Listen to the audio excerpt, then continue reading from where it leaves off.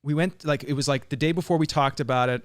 And I think we called each other the morning of, or it was the day before, and we were something. both feeling, and we were both like, this isn't the right way to do this. And cool. I was happy that you were on the same page, because I was like, you know, I tuned in and I was like, I feel like there's something we're missing. And you were like, yeah, I don't feel like this is it. I'm like, okay, good. Because, and then we talked about this flower story. And then I was like, let's do that, man. Like, what is this really about? How can we actually make a change? People are afraid. They're scared. Very. And that's why they're unable to speak up and to see and say, hey, this isn't right. So we have to lift them out of that fear before they can be able to stand with us and say, this is not right. Right. So I went down to the flower shop, and I went to another grocery store and bought all the little flowers that they had there. There were all these like multicolored ones. Yeah, it was awesome. Yeah. And loaded them up. We went downtown, and it was like pouring rain, just like it is now. Rain, yeah. And you can't see it. I was going to say, it's a beautiful location that you can't see now. My friend Gemma let us come to her yard, which is, there's actually a pond out there in a big forest, but you don't get to see that. So. But yeah, it was pouring rain. We were downtown Vancouver on west coast of Canada, which is always raining. And we just handed out flowers to people. Yeah. And it was amazing. Yeah, man, it was great. And we've done so many cool things, you know, Cruise with the Cause, and Nerf gun fights and stuff. But the flower thing it was a really cool experience. And I'm happy that we got to do that together, because, you know, seeing the look on people's faces. Yeah. And like, I'm sure you have probably stories. We didn't even talk about what your experiences were. Oh yeah. Tell that one story about the one woman that was the first lady that walked by. So we just got there, and we're holding these flowers, multicolored flowers. And this lady's got her headphones on. She's got a baseball cap, and she's trucking. She's focused. Yeah. And I didn't step in front of her, but I stepped in her eye line. Yeah. And just said, hey, can I give you a flower to brighten your day? And I don't think she heard me, but she just kind of went, no. Yeah. And she walked by. I was like, oh, that's sad. And then we kept doing our thing, handed out a few flowers. And then she comes back, and she's like, and she literally looks at me. She's like, look, I'm so sorry. Everybody's doing something now. What are you raising money for? I'm like, we're not raising money. She's like, well, how much are the flowers? I'm like, they're free. She's like, what are they for? I'm like, to make your day better. And then she almost cried. She just looks at me with this tears in her eyes. And she's like, wait, are you raising awareness for something? I'm like, just that we love you. And she just was like dumbfounded. And she just stopped, and she's like, what? I'm like, me and my buddy Graham, we just wanted to show people that in this time when the world is in chaos, that it's hard, but we still love you. Like, you are loved, and we want to show you that. And we just wanted to give out a flower to each person that we felt could use a little bit of light. And she just went, she just couldn't believe it. It was awesome. And then I'm like, so would you like a flower? She's like, yes, I really would. Yeah. Thank you so much. I'm glad I came back. Yeah. I'm like, well, I just said, have a wonderful day. And I hope the rest of your week is as fantastic as this moment. And she walked away. It was cool. Yeah, man. It was good. I had little moments like that, not like that specifically, but people would walk by and I'd be like, "Oh, I've been waiting for you. This is for you." That girl was just like, "Whoa, she's like, what's going on? Who are you? What's happening?" Yeah. So that was good times, man. That was good times. But two more questions for you. What is it for you, that moment where you realize this is why I do what I do? Where you're like that, maybe it's a feeling, maybe it's a reaction, maybe it's an experience, but what is it for Don McLeod that gets you out of bed in the morning, that makes you go, this is why I do what I do. This is why I love what I do? That's a good question. I'm going to answer honestly. And the answer first in my mind is, I don't know what I do, to be totally honest. I think what gets me out of bed is the hope that I get to interact with somebody that needs to be loved, and that I get to be part of that expression for them in that day. Don't get me wrong. It does not happen every day. I'm a massive failure many times, and sometimes for me it's, go ahead. Just pause. Yeah. Why do you mean failure? Well, because I'm a broken man. I make mistakes all the time. Yeah. Like, there's people that your intention to touch somebody's life, how can you fail at that? Well, because I'm a selfish person too. Like I can get caught up in my day. I can get caught up see. in my disorientation. There's see. moments when something can disorient me, and I'm so focused on me that I'm like, "Whoa, how dare the world do this?" Or Okay. And then I'm like, "Wait, no, I just missed an opportunity to love that person." I'm like, "Ah, that sucks." And it's like, and then I think of things like the flower day, and I'm like, "That was way better than being all disgruntled because I lost a parking spot or whatever, yeah. whatever it is." I see. And it's like, well, that's dumb. I just missed an opportunity to, like, I don't know, just to show love, just things. But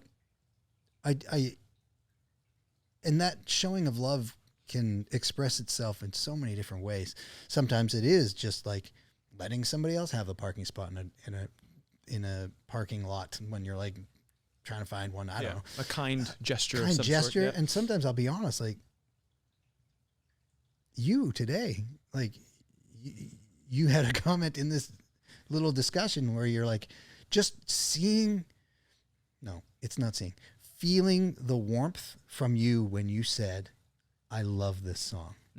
Like that for me, I'm like, okay, great. Like I got to be part of him feeling being inspired. That. Yeah, dude, you inspired me. And that is amazing. And sometimes I get to do it with acting, which is different, but there's something about it. 100% agree with you. And that's the same thing for me. It's being in service to a higher power, whatever you call that, God, whatever you want to call that, and it coming through you and it touching somebody else. And it's in their way, they're feeling that connection too. Yes. And they're, maybe it's the flower that you give them and they're like, wow, thank you. And you can feel their heart is like, whoa, boom. Right. Yeah. And it's like, correct me if I'm wrong. This is this feeling that connects us all, that unites us all. Yeah. And to be in tune with that and to be able to serve or create and make a song or make a movie or do an acting job and then be able to touch somebody's life in that way. There's nothing better. No. There's nothing better than that in my eyes. Yeah. And that's the thing with that is the realization that it's not about me.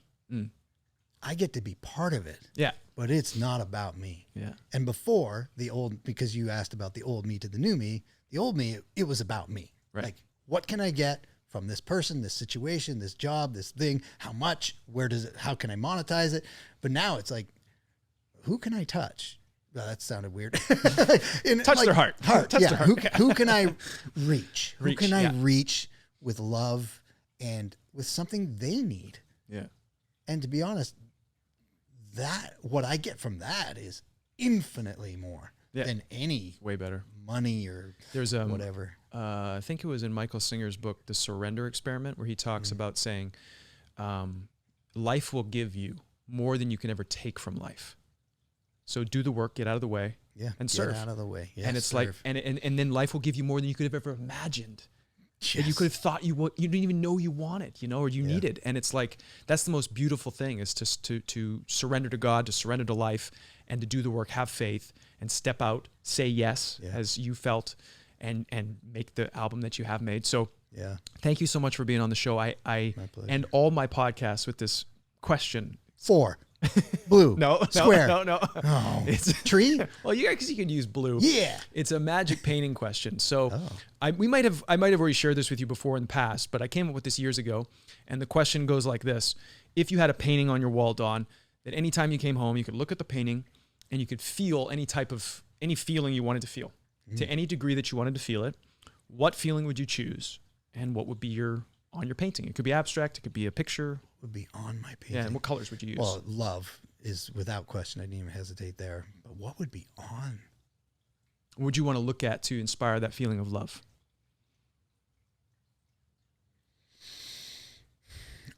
I'll just tell you what's on my brain. I don't know if I see a child and I see them. Wow.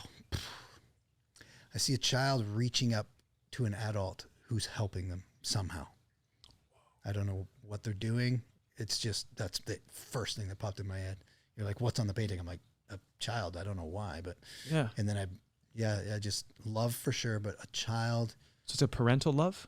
I don't know that it matters. I think it just a child being acknowledged, not being belittled for their age or their lack of quote unquote experience of life, but just being lifted to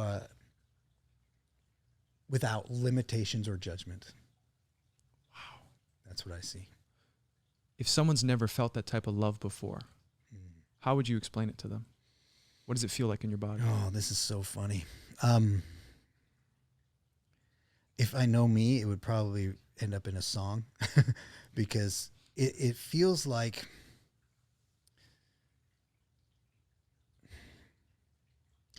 it's like a warm hug on your heart that gives you an energy to move into the space. It's not just a feeling. It's a feeling with a movement, an action. Oh man, that's fucking. Whew. Yeah, man. Oh, That's why I want to love people. That, right there. That's why I do music. That's why I do it. I was blessed. Jim Riley produced the bulk of this album, and his friend Sean Neff, who's a Grammy award-winning engineer, which blows my mind. That's another blessing for another podcast. But they had some beautiful things to say, and they allowed me to quote them, and it's on the website. But they just like, my stories are about, they're true, like they're real. My songs are real stories that I don't want to hide behind pride and a desire to impress. I just want to be real, man. And if that means me being vulnerable and exposed, that's fine. that's it. I'm not afraid of anything that this world can throw at me. I mean, like the song Home says, you can call me a fool. You can take my life away. Arrest me, shipwreck me. To live is Christ, to die is gain. So take me home. Dude. Don't worry about it. Thank you so much for being on the show, man. Thank you for sharing your answers and your thoughts and your inspirations. And my heart is, if we weren't on camera right now, I just to go take 5 minutes and go cry in the woods. Like, Yeah, man. that feeling that you explained in the magic painting, that is something I feel we all so desperately want, is that feeling of love that moves us forward. That is a beautiful, beautiful thing. And this is why I love doing this podcast and asking this question to people, because